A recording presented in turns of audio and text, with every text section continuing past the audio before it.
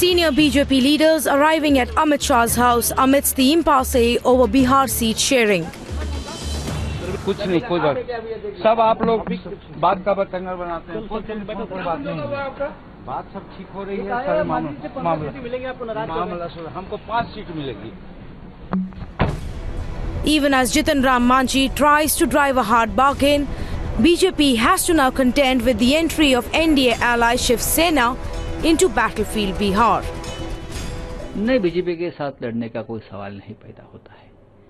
BJP के साथ तो और वहाँ बहुत बड़े बड़े लोग हैं एनडीए में, तो उनको उनका काम करने दो, हमको हमारा विचार से जाने दो, और बिहार की जनता हमें जरूर इस बार मौका दे.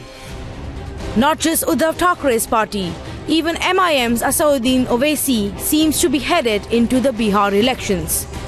Mr. Owaisi has been placed here in Bihar to split Muslim vote and to consolidate Hindu votes because of his inflammatory speeches.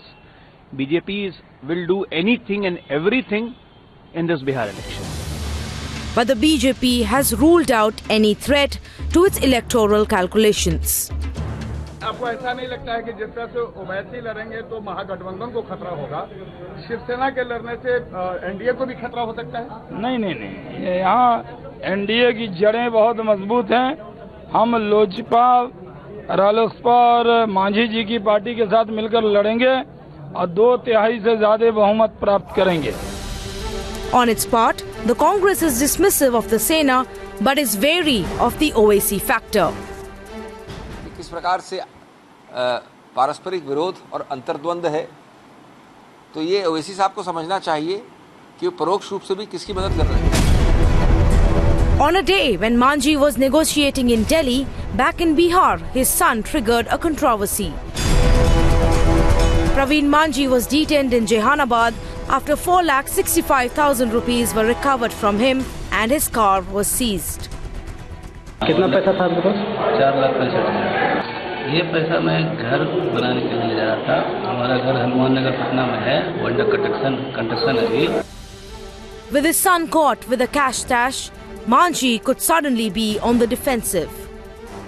हम सबका मकसद एक है, नीतीश कुमार जी की सरकार को सत्ता से बेदखल करना. सीटों को लेकर कई बार होती है बातचीत, तो बातचीत जारी है. From Manji's demands to entry of Shiv Sena and Owaisi, both alliances in Bihar finding themselves up against fresh challenges. With Prakash in Patna, Tanvi Shukla for Times Now.